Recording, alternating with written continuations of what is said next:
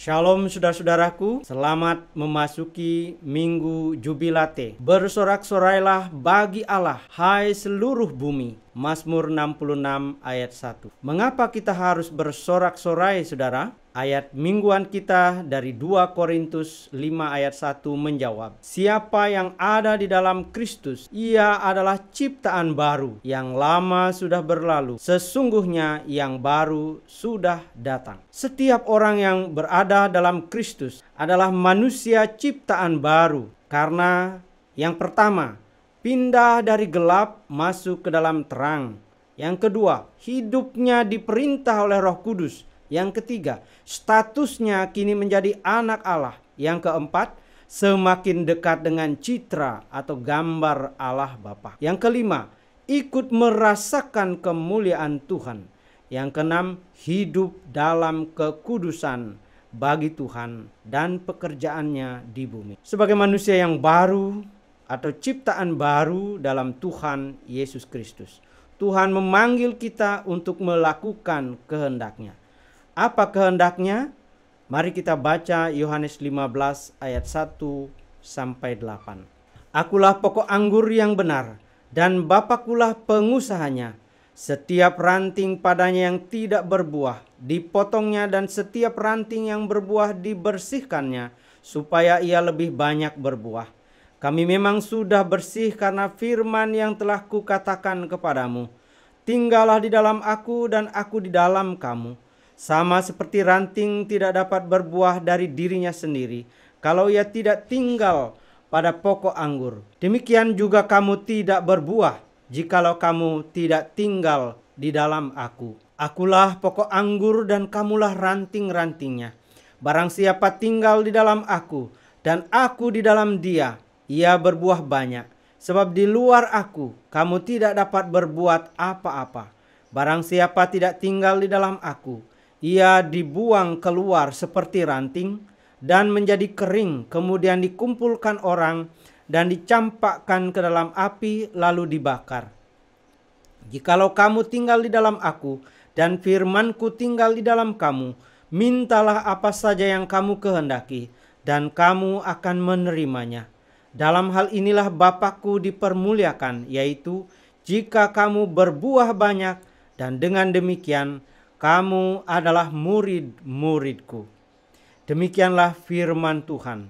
Berbahagia ialah setiap orang yang mendengar, merenungkan, dan melakukan firman Tuhan ini dalam hidup sehari-hari. Haleluya. Haleluya. Haleluya.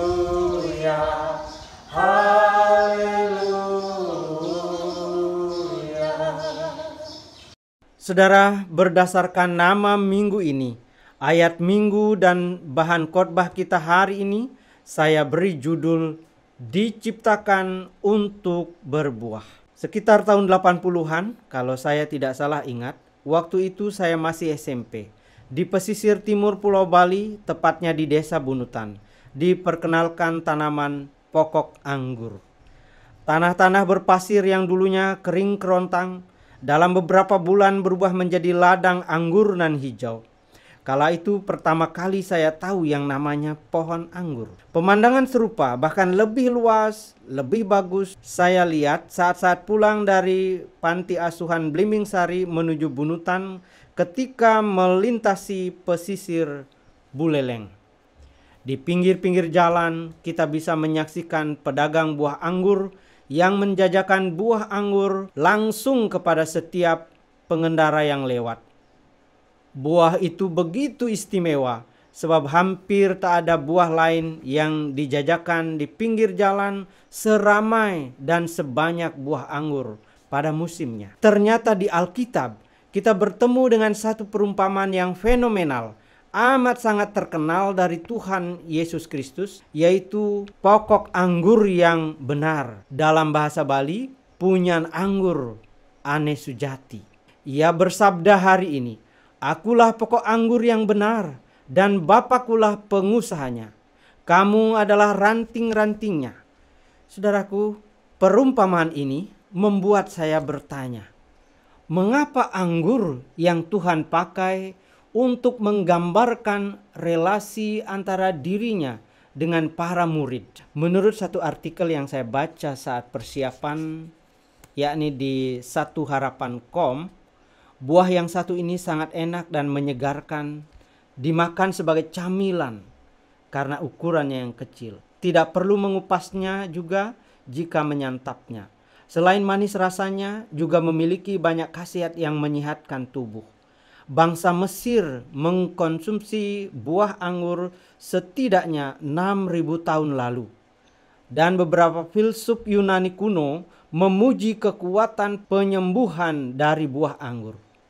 Anggur yang belum matang digunakan untuk mengobati sakit tenggorokan, sementara anggur kering atau kismis digunakan untuk mengobati sembelit dan haus. Anggur matang digunakan untuk mengobati berbagai masalah kesehatan seperti kanker, kolera, cacar, mual, infeksi mata dan kulit, ginjal, dan penyakit hati. Kombinasi tekstur buah yang unik dan manis membuat anggur menjadi makanan ringan yang populer serta tambahan menyegarkan untuk salad, buah, dan sayuran. Buah anggur biasanya digunakan untuk membuat jus anggur, jeli, minuman anggur, minyak biji anggur, dan kismis, atau dimakan langsung. Nilai anggur di dalam hidup orang Israel, seperti dikutip dari Sarapan Pagi ORG, dinyatakan lewat ungkapan bahasa kiasan. Israel adalah pokok anggur yang ditanam oleh Allah. Mazmur 80 ayat 9 sampai 12. Pohon anggur dapat dijanjikan sebagai perolehan berkat Allah seperti tertulis dalam Alkitab Perjanjian Lama dalam Kejadian 27 ayat 28. Allah akan memberikan kepadamu embun yang dari langit dan tanah-tanah gemuk di bumi dan gandum serta anggur berlimpah-limpah. Mujizat Tuhan Yesus Kristus yang pertama, air menjadi anggur, menandakan betapa anggur ini sangat berharga dan lazim ada di dalam suatu perayaan atau pesta sejak dulu. Dari gambaran di atas kita melihat ada beberapa nilai penting dari anggur. Yang pertama, saudaraku, nilai luhur budaya tradisi agriculture yang melahirkan atau memungkinkan tradisi kuliner camilan buah anggur dan tentu minumannya. Yang kedua, manfaat medis untuk pengobatan. Yang ketiga, fungsi metafora bagi hubungan umat Tuhan dengan Allah dalam religi Israel. Yang keempat, hidangan prestis atau berkelas dalam pesta di Palestina pada zaman Tuhan Yesus. Menyadari nilai-nilai di atas, maka tidak heran kalau anggur kemudian menjadi salah satu metafora, perumpamaan terkenal antara Tuhan Yesus dengan hubungannya dengan para murid. Saudara, anggur dibudidayakan petani di Palestina atau di mana saja di seluruh dunia, diusahakan dengan satu persiapan lahan yang intensif, pengelolaan segala sumber daya, baik untuk penanaman yang benar, perawatan yang efektif, demi menghasilkan buah anggur yang optimal. Segala ranting yang kemungkinan besar tidak akan menghasilkan dipotong dan dibakar. Tidak ada ruang atau peluang bagi parasit, atau dalam bahasa Bali, kepasilan bertengger pada pokok anggur. Petani yang membudidayakan akan memperlakukan begitu sayang kepada ranting-ranting yang hidup dan menjanjikan buah-buah yang banyak. Tetapi sebaliknya, sangat tegas memberlakukan hukum pangkas dan bakar bagi ranting yang manja yang tidak akan berbuah. Saudara, begitulah Tuhan Yesus terhadap kita para muridnya. Kita diciptakan sebagai ranting-ranting baru di dalam iman Kristen kita. Harus tetap melekat padanya sebagai pokok anggur yang benar, hanya untuk satu tujuan, yakni berbuah lebat. Tidak ada tempat bagi ranting manja dalam tubuh Kristus. Ketika hidup kita tidak menghasilkan buah, kita berhadapan dengan pisau pemangkas yang ada di tangannya. Pendeta dan majelis tidak berhak memaksa saudara untuk berbuah atau melarang saudara untuk bermanja-manja. Semua kembali kepada hubungan saudara dengan Tuhan Yesus, Sang pokok anggur yang benar. Apa buah-buah saudara? Saudara ingat lagu Carang Anggur yang lumayan dikenal? Kalau buka YouTube, saudara akan temukan banyak gereja luar juga menyanyikan, walau itu dalam bahasa Bali. Saya nyanyikan kembali dalam versi Indonesia. Orang Kristen jadilah ranting anggur, jadilah ranting anggur yang berdaun subur dan selalu menghasilkan buah. Buah-buahnya cinta kasihkan sesama manusia. Itulah tandanya imanmu pada Bapa di surga. Saudaraku, kalau saudara baca Yohanes 15 ayat 9 sampai 17, kata buah-buah menunjuk pada perintah Tuhan yang harus ditaati, yakni kasih satu terhadap yang lain. Kasih satu terhadap yang lain sesama kita manusia. Bukan sekedar bahwa kita baik-baik saja satu dengan yang lain. Hidup dalam damai, tidak ada cekcok. Bukan sekedar yang demikian. Kasih satu terhadap yang lain adalah kemauan bertindak, berbagi sesuatu, bahkan yang paling besar menurut Tuhan Yesus adalah menyerahkan nyawa. Tidak ada kasih yang lebih besar daripada kasih seorang yang memberikan nyawanya untuk sahabat-sahabatnya. Yohanes 15 ayat 13. Saudara, Injil Yohanes menyaksikan Tuhan Yesus yang sangat menekankan buah-buah yang berlipat. Untuk itu tidak cukup dengan hidup yang baik-baik saja tanpa pengorbanan. Dalam Yohanes 12 ayat 24 Yesus berkata, sesungguhnya jikalau biji gandum tidak jatuh ke dalam tanah dan mati, ia tetap satu biji saja. Tetapi jika ia mati, ia akan menghasilkan banyak buah. Saudara, perkataan ini telah menimbulkan goncangan hati di kalangan para pendengar bahwa pengikut Yesus berarti harus ada pengorbanan. Beberapa memilih mundur dari mengiring Tuhan. Zaman sekarang juga terjadi hal serupa. Sulitnya mendapatkan pengurus kategorial di jemaat, sulitnya mendapatkan majelis. Bisa jadi sebagian karena kekhawatiran harus berkorban waktu, tenaga, isi dompet, bahkan sumber-sumber penghasilan. Tidak jarang resiko harga diri. Maka jawab Tuhan Yesus dari dulu sampai sekarang bagi yang khawatir, barang siapa mencintai nyawanya, ia akan kehilangan nyawanya. Tetapi barang siapa tidak mencintai nyawanya di dalam dunia ini, ia akan memelihara untuk hidup yang kekal. Yohanes 12 ayat 25. Saudara, setiap orang Kristen dipanggil untuk berbuah. Terlebih lagi pada masa-masa sulit sekarang ini sebagai akibat dari pandemi COVID-19. Ada minimal 4 area yang dapat kita lakukan untuk melakukan panggilan berbuah sebagaimana nilai dan fungsi anggur.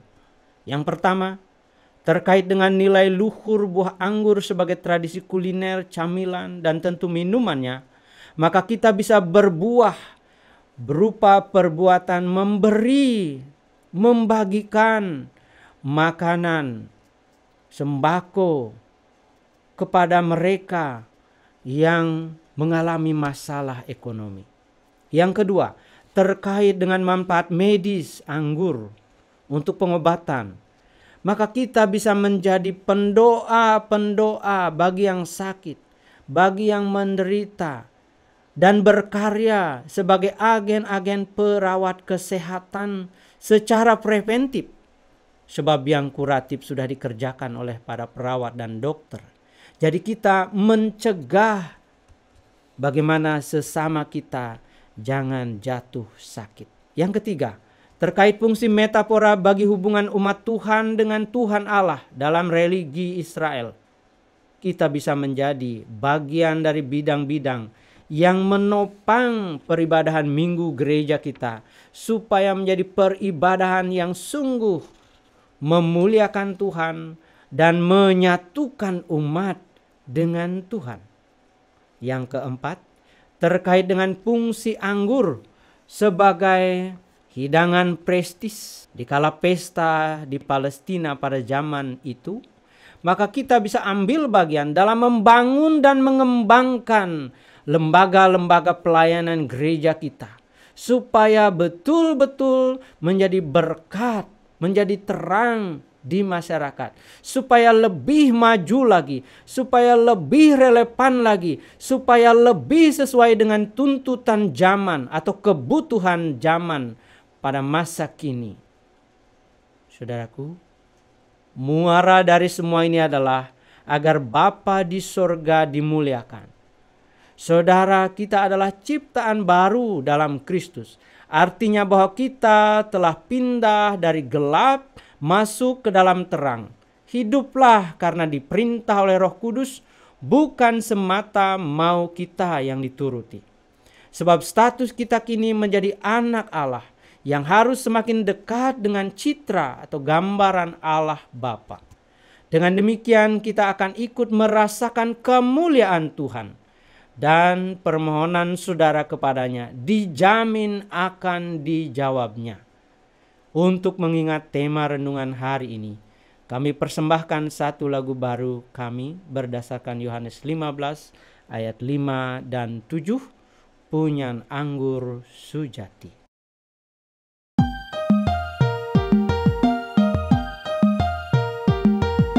Ida Ratu Yesus ngandika,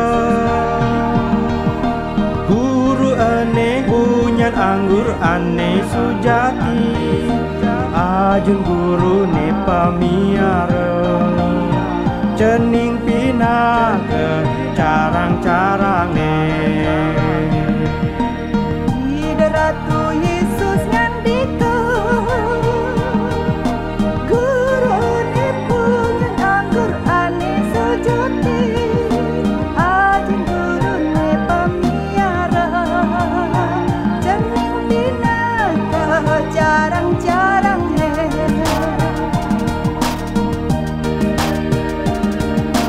Jening-jening pada lekat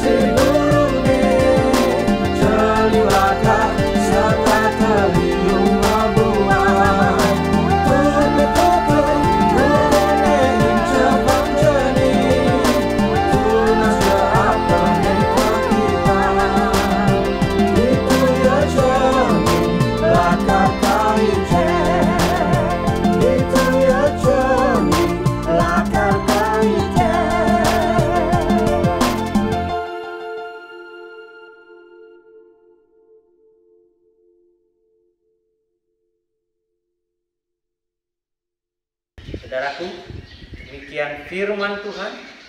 Berbahagia saudara hari ini oleh karena Tuhan memberkati saudaraku dengan firman. Amin.